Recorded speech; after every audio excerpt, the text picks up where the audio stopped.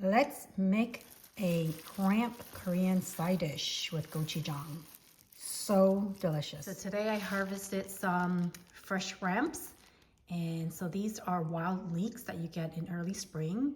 We're going to be making a Korean side dish with some simple ingredients. We've got Korean chili paste, gochujang, sesame oil, light soy sauce, and toasted sesame seeds. We're going to wash them, blanch them, then mix it with this delicious seasoning and enjoy it as a side dish.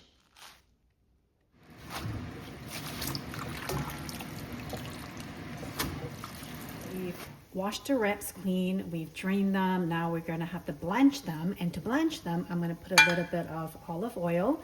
This will help keep the nice beautiful green color on your ramps. And I'm also going to add a little bit of salt just to kind of add some flavor.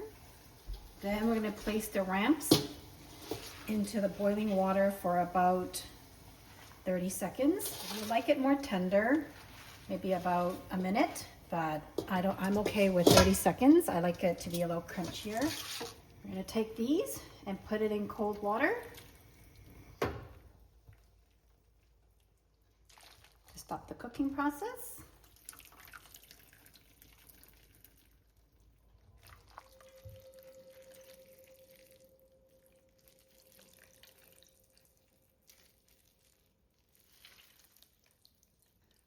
So that it's easier to eat, we're just going to give it a cut. Very simple seasoning. You're going to need gochujang, Korean chili paste. There's a big tablespoon of If you want a little bit more spicy, add a little bit more. Teaspoon of this light soy sauce. Again, adjust the seasoning to your own preference. Some people like it more salty, some people less. I'm going to do a tablespoon of toasted sesame oil. I'm going to a tablespoon of the toasted sesame seeds as well to add some crunch.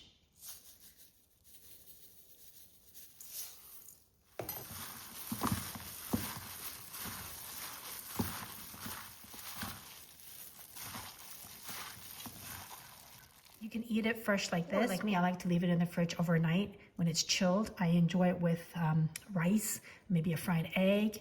And yeah, so different ways to enjoy this, but this makes a delicious side dish. Best time to taste it now. Get a little taste to see if you like it, and then adjust your seasoning. Let me know in the comments if you like to see more of this type of recipe. And yeah, I'll continue to share. Hope you enjoy. All right, so amongst the trilliums and the trout lilies, you'll find the ramps. And I just want to show up close what's the difference. And this is a perfect example right here. So one of the differences between a trout lily and a ramp, which is wild leek, is the spotted leaves on the trout lily.